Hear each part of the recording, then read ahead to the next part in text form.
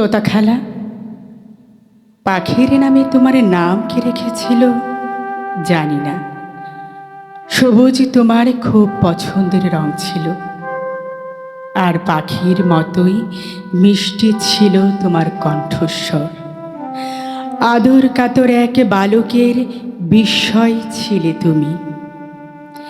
দীর্ঘ ছুটিতে বাবা মার সঙ্গে করাচি থেকে উড়ে এসে বালকটি তার মুখ লুকাতো তোমার আঁচলের নিচে।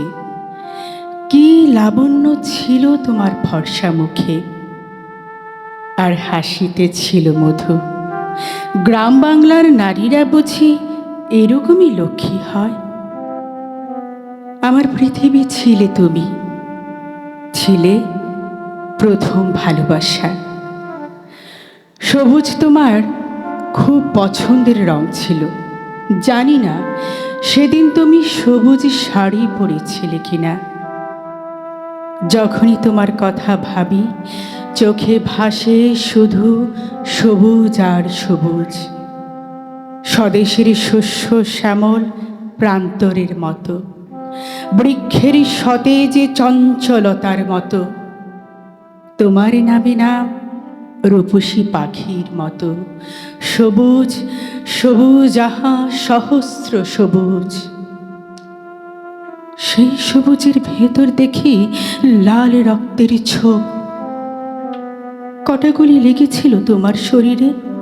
তোমার সবুজ শাড়ি কতখানি লাল হয়েছিল আমার জানা নেই।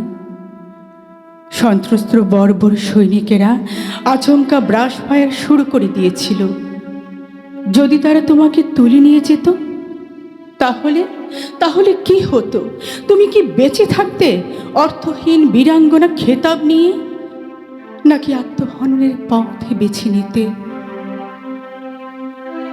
আমি অনুমান করতে ব্যর্থ।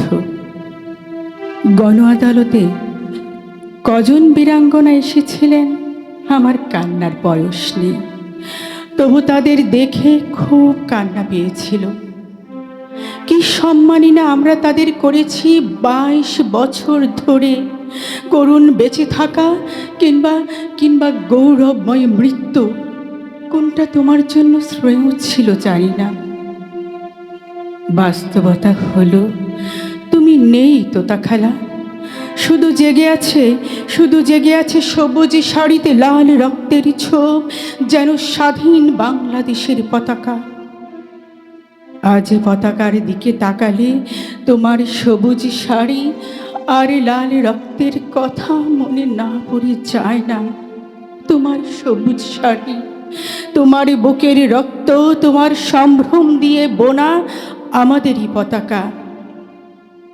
তোতা খেলা, যখন পতাকাকে স্যালুট করি, তখন তোমাকেই অভিবাদন জানাই। যখন পতাকার নিচে এসে দাঁড়াই, তখন আসলে তোমার স্নিগ্ধ আঁচলের স্নেহে জড়াই।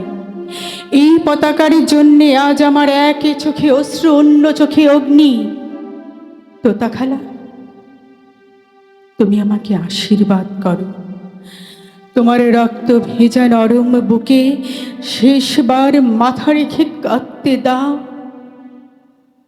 যুদ্ধের প্রস্তুতি নিতে দাও, যুদ্ধের প্রস্তুতি নিতে দাও।